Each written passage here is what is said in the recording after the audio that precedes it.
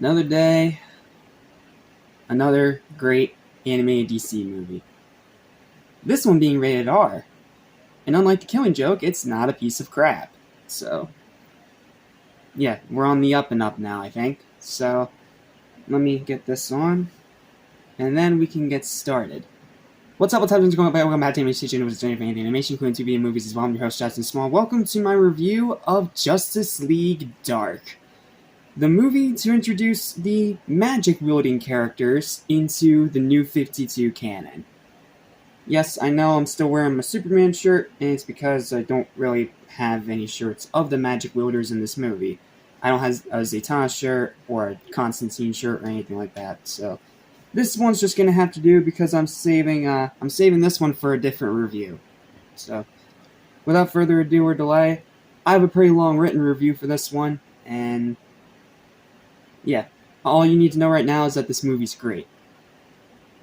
Here's my review. I hope you enjoy. As always, no spoilers. Oh, there's a ton to unpack with this one, because it's a very complex story-wise movie, as well as the New 52 canon reintroducing the supernatural magic side of DC. And also because it's another excellent entry, and the first of the New 52 canon to be rated R. Following an unexplainable chain of horrifically violent events, Batman seeks the help of magic wielders John Constantine and Zatanna. Zatanna, and I've heard it both ways. To solve the mystery behind what's going on. Joined by Deadman, the Demon Etrigan, and Swamp Thing, it's up to them to uncover the sinister plot before the world becomes a living hell. Voice cast first, beginning with the returning actors, and there's not really a whole lot of them.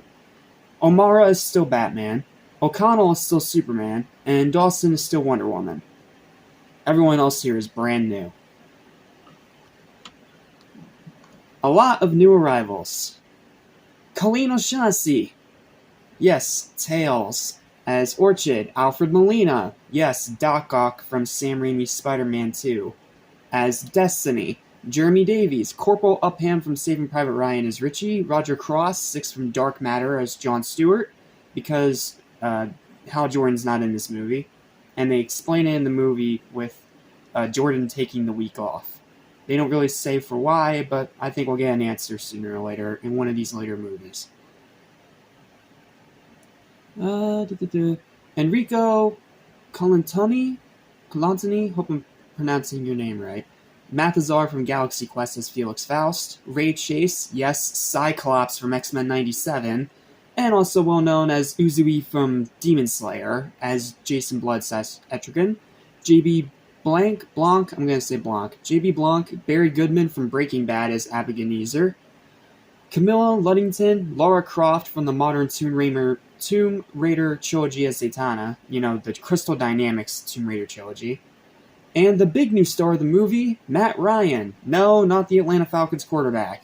This is the voice of Edward Kenway from Assassin's Creed Black Flag, reprising his Arrowverse and Constantine TV role as John Constantine, for the first time in animation, and far from the last, because up to this point, he's going to become the definitive voice of Constantine, because he reprises the role in pretty much every single animated project that has Constantine as part of the plot.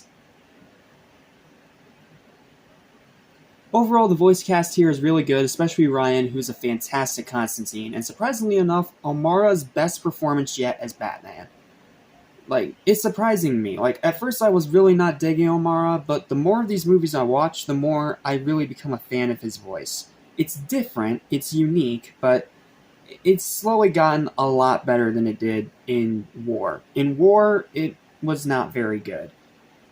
But here, it's arguably his best performance of the character yet. And that's interesting considering the fact that Batman is a side character in this movie. Because I argue that the main character of this movie is Constantine, but what do I know? I'm just a guy on the internet. Next is the story, which is possibly one of the most multi-layered and complex of the entire filmography so far, but I will avoid talking about the spoilers. First is the Justice League, who are witnesses to the horrific chain of events, including road rage, sickening neighbor murder, and suicide caused by an attempt to kill an infant. Yeah, there's attempted baby murder. It's just as screwed up as you think it is. Baffled by the ordinary people who are committing these sickening acts and desperately looking for some kind of answer.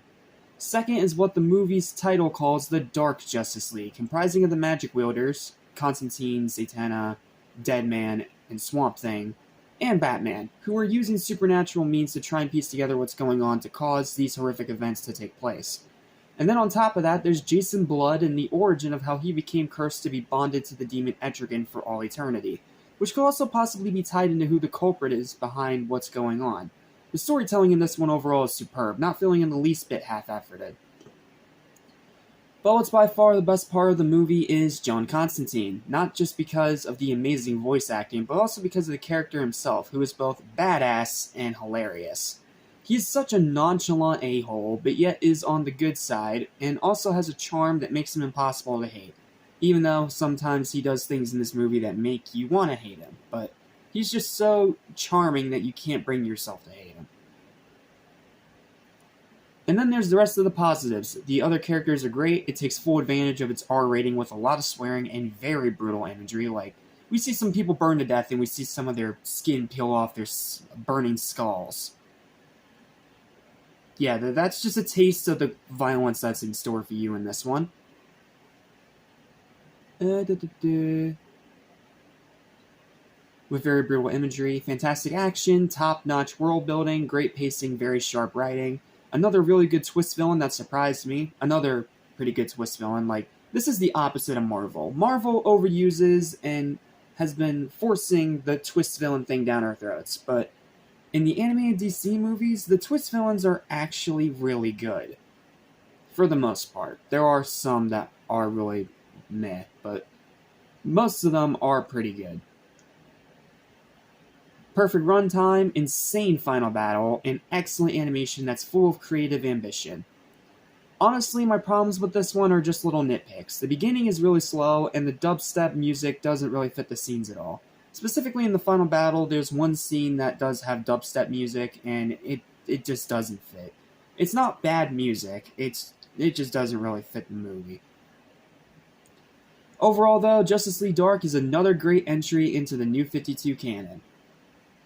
That pretty much sums up all my thoughts on this movie. It's really good. I think it's personally a fantastic entry in this pretty good New 52 canon. I mean, it had a rough start, but it's getting a lot better. And honestly, this might be one of my favorite Justice League films. I don't think it's better than Gods and Monsters, but it's up there. Final verdict for Justice League Dark for me is going to be a well-deserved and high 8.5 out of 10. Highly recommend checking this one out if you haven't seen it yet.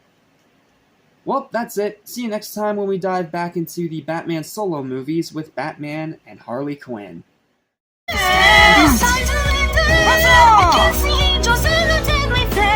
cannot take it anymore. The time has come to go.